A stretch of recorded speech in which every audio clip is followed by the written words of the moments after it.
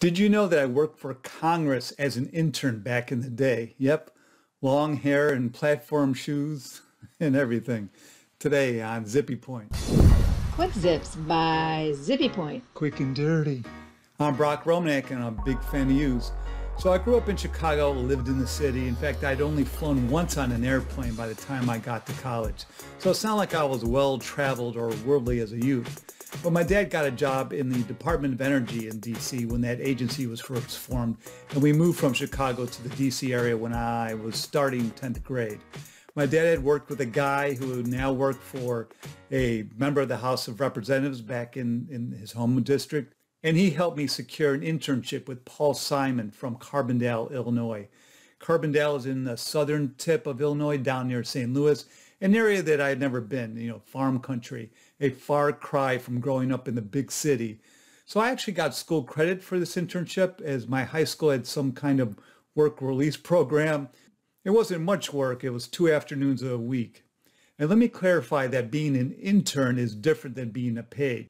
When you're an intern, you're not paid at all. I got school credit. When you're a page, you actually got paid a salary, not much. But being a page means that you move to Washington, D.C., and you could be a page for a semester during the school year or a summer page in which you came for a month. But pages were in high school like myself, so you're pretty young. And when you're a page, you live with other pages up on Capitol Hill and all together, and you go to a special page school in the morning, and then you worked in the afternoon for Congress, and you either worked for the Senate on the Senate side or the House on the House side. The selection process for being a page was much more competitive than becoming an intern. You were as a page picked by a particular congressperson, but then you worked generally for that part of Congress. You spent your afternoons on the floor of that house. In comparison, an intern never gets onto the floor of Congress. I never did that. We worked specifically in the office of the member of Congress for whom we were picked to work for. So I worked in the Rayburn building, a block away from the Capitol itself. Pages all get to know each other because they're going to school with each other, they're living together, they're socializing together. I never met another intern, although I did happen to know one page since we lived together in the same apartment building back in Chicago, Jonathan Turley, a well-known professor who you've probably seen on television occasionally. He moved here as a page, and I think he stayed on, I guess. He's a professor here for George Washington Law School, I believe. But we haven't stayed in touch.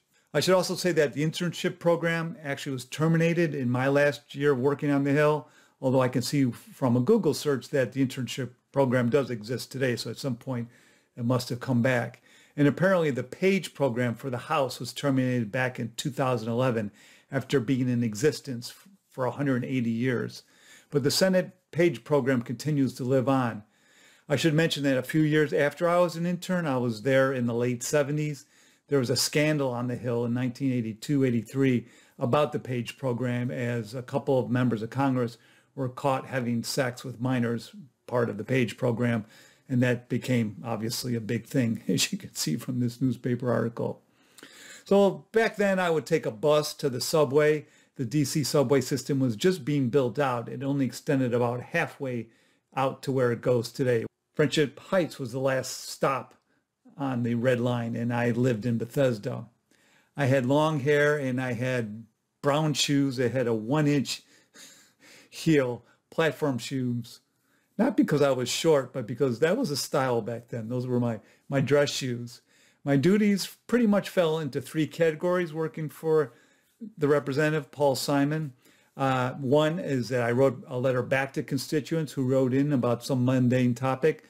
My letters, of course, were written by hand. I think they were reviewed by someone on the staff. I think there were about 4 or 5 staffers in Simon's office. There's no need for a manual typewriter back then, and of course, we didn't have computers. The second task was reading the local Carbondale newspaper for stories about that happened to mention a constituent in some sort of, if they did something that they should be proud of, then I would write congratulations, a congratulatory letter. And I always joke, and I can really swear I remember articles about, one of the constituents, some farmer having a farmer's cow having a calf, a newborn cow. And I would write a letter saying, congratulations on your cow having a calf. And I think I did not speak on behalf of the congressman himself. I think I wrote that I was a staffer, but maybe the letter was coming from the congressman. I really can't remember. And then my third task was, if a constituent dropped by, back then you could just drop by, freely drop in. You didn't have to have an appointment, and you can get into those buildings without being screened too much. I would go and give those constituents a tour. You often take the subway. There's a little tram that would take you underneath ground, the one street over to the Capitol and emerge. The tram still runs today. It's just really limited to staffers and Congress people. But back then, I could bring other people as I must have had some kind of congressional ID.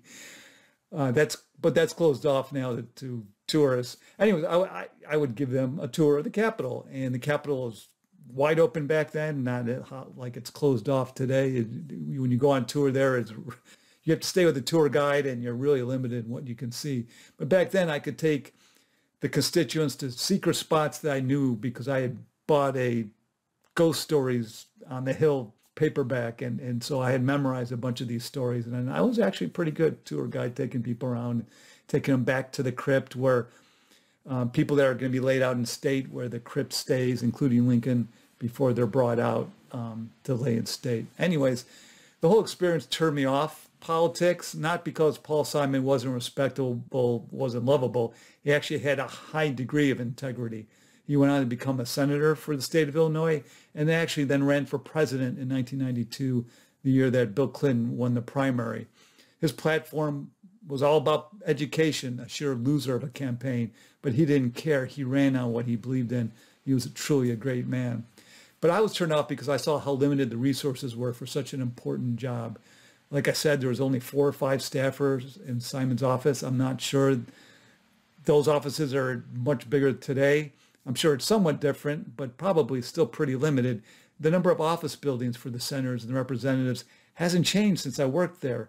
For the House, there are 3 in which representatives have offices. There's the Rayburn building that I worked in, the Cannon and the Longworth. And there's 2 other buildings for administrative, the Ford and O'Neill buildings, but representatives themselves don't have offices there. And then for the Senate, there 3 are Russell, Dirksen, and Hart. These are, if you live in D.C., actually, if you live in D.C., you probably still don't even know these things, only if you've worked up on the Hill. Anyways, next time you come to D.C., try to get an appointment with your congressman just to check these buildings out, and maybe you'll get lucky and get to ride the tram. Woo!